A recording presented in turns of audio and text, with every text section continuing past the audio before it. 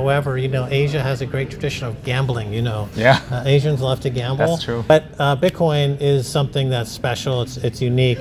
And so this is kind of where I focus all of my attention, really, is just on Bitcoin. What the hell is going on in Korea? What's wrong with you?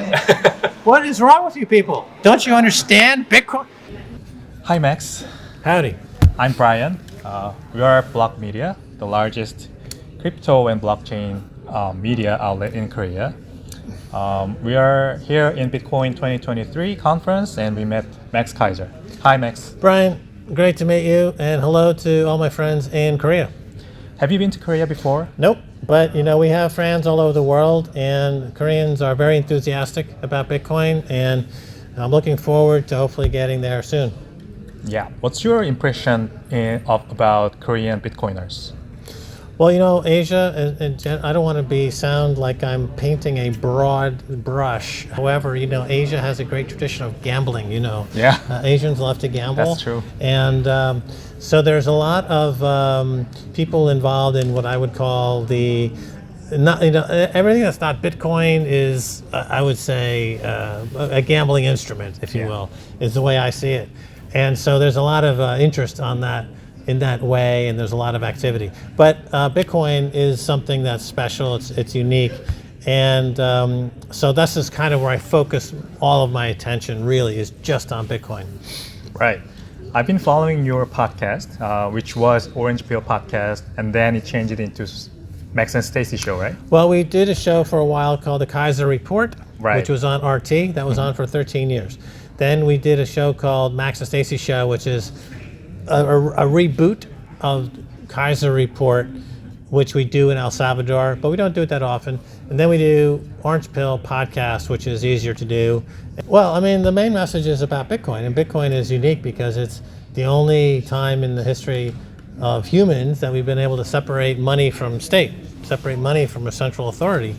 So this plays out differently in different countries. Talking about Asia generally, obviously a country like China is not necessarily excited about something like this, to have the state not involved in the money, right? Right. So that would be go against their philosophy. Yes. But nevertheless, they have to deal with it. Even though they banned Bitcoin, still 20% of the mining of Bitcoin is still in China. Yeah. And so there's no real way to ban Bitcoin. With Korea, I'm not going to try to pretend like I am an expert in Korean politics, but what I have noticed, obviously, is that it's a very entrepreneurial country. Yes. And Koreans are, obviously, it's a very high-tech country. And so Bitcoin would seem to me to be a natural fit for the Korean people. As far as the government goes, like all governments, they are going to have to contend with Bitcoin in one way or the other, because there's no way that they can stop it. And where I'm now living is El Salvador, and El Salvador has embraced Bitcoin completely. And you see that the country is growing, the economy is growing. It's had a great, fantastic impact. But we'll see. It's different countries have different priorities and different things going on. But Bitcoin is global. It's growing, and it separates the money from the state. And for the individuals, this resonates in a big way. It's something that we as humans all share a need to trade, to be with other people. Right. And we all have used money since the beginning of civilization, and all money before Bitcoin is imperfect in many ways. I know it sounds a bit, to say it's perfect money may sound a bit extreme, but I think that you can say that it does represent perfect money. So there is a lot of potential. So you moved to El Salvador with Yes. your wife, Stacy.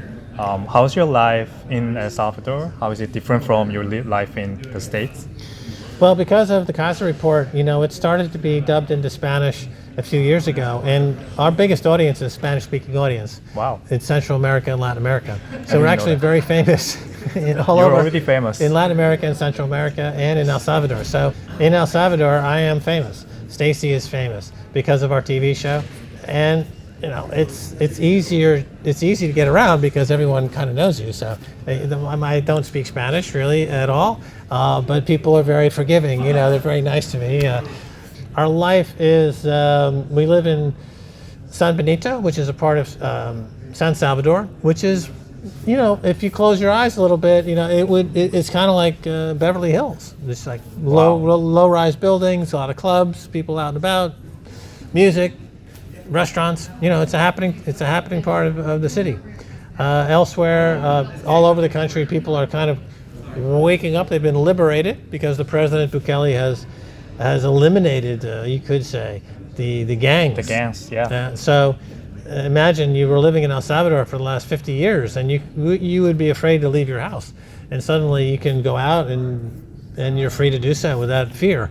So this has a remarkable impact. The people there are very, very happy. It's very interesting, Brian, because, in places like the United States, there's a sense of things kind of falling apart, if you will, for different reasons. Yeah. But in a country like El Salvador, it's the complete opposite. You have the sense that things are finally turning in their favor.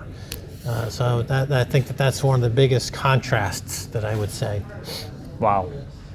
So you were a counselor of President Bukele about Yeah. Bitcoin adoption in El Salvador, right? Yes. How is the Bitcoin adoption growing in El Salvador? Is it going well? Is it going to the right direction as you wish? Sure. Well, you've been in Bitcoin a while, and the process of being orange pilled or the process of adoption, it takes a while. It takes a few years.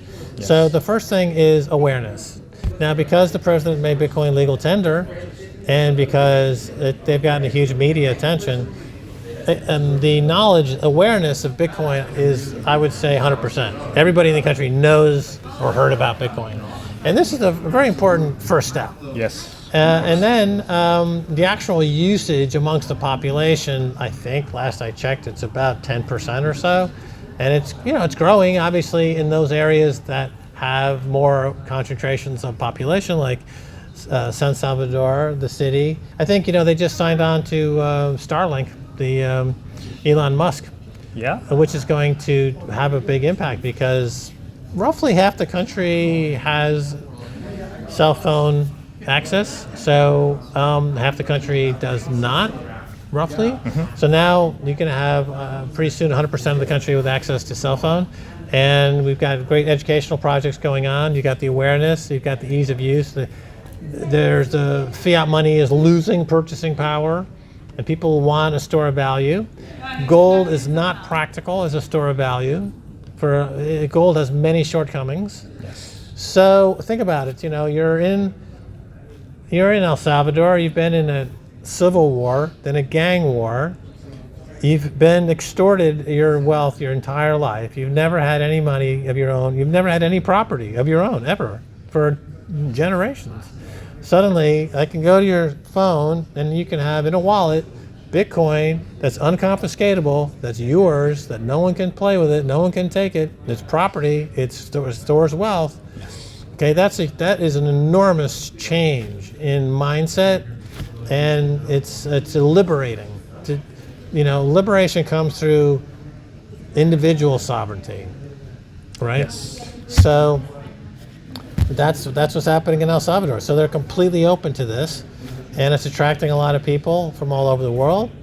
And I think that model is going to be picked up by other countries. And I understand you're doing an event in Seoul later in the year. Yeah. Maybe we'll see you there. Get me on TV. We'll orange pill some Koreans. What's the adoption rate in Korea of Bitcoin?